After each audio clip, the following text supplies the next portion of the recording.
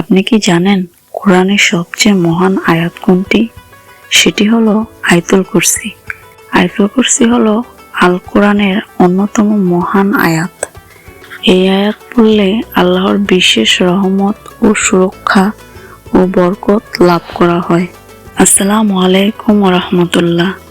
কেমন আছেন প্রিয় ভাই ও বোনেরা? আজকে আমরা জানবো আয়াতুল কুরসি পড়লে কি হয় এবং আরো জানবো আয়াতুল কুরসি পড়ার ফজিলত। আয়াতুল কুরসি কখন পড়তে হয়, ঘুমানোর আগে আয়াতুল কুরসি পাঠ করলে কি হয়, এটি নিয়ে আজকে আমরা আলোচনা করব। তাহলে চলুন ভিডিওটি শুরু করা যাক। হযরত মুহাম্মদ সাল্লাল্লাহু আলাইহি ওয়াসাল্লাম বলেছেন, কোরআনের সবচেয়ে মহান আয়াত হলো আয়াতুল কুরসি, কারণ এই আয়াতে আল্লাহর তাওহীদ, জ্ঞান, ক্ষমতা ও রাজত্বর পূর্ণ পরিচয় আছে।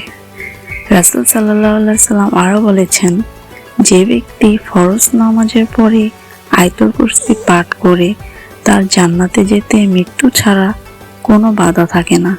অর্থাৎ এটি নিয়মিত পড়া একজন মুমিনের জন্য বড় নেক আমল।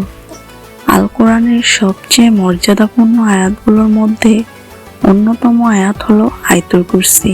আল বাকারার মধ্যে 255 নম্বর আয়াতে আল্লাহর মহৎ ক্ষমতা ও জ্ঞান, রাজত্বর বর্ণনা অত্যন্ত গভীরভাবে তুলে ধরা হয়েছে। যে ব্যক্তি আয়াতুল কুরসি পাঠ করে বাড়ি থেকে বের হয়, 70,000 ফেরেশতা তার আপদ বিপদ থেকে রক্ষা করে। সুবহানাল্লাহ।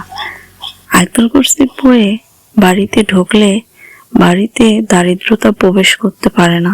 আয়াতুল কুরসি পড়ে রাতে ঘুমালে সারা রাত একজন ফেরেশতা তাকে পাহারা দেয়। ওযুর পরে যদি কেউ আয়াতুল কুরসি পাঠ করে, আল্লাহ তার 70 গুণ মর্যাদা বাড়িয়ে দেয়। সুবহানাল্লাহ। হাদিসে এসেছে, যে ব্যক্তি রাতে ঘুমানোর আগে আয়াতুল কুরসি পাঠ করে, আল্লাহ তার জন্য একজন ফেরেশতা নিযুক্ত করে রাখেন।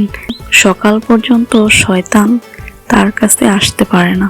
প্রিয় ভাই ও বোনেরা, আয়াতুল কুরসি একটি আয়াত নয়, এটি একজন মুমিনের শক্তি, নিরাপত্তা ও ঈমানের উৎস।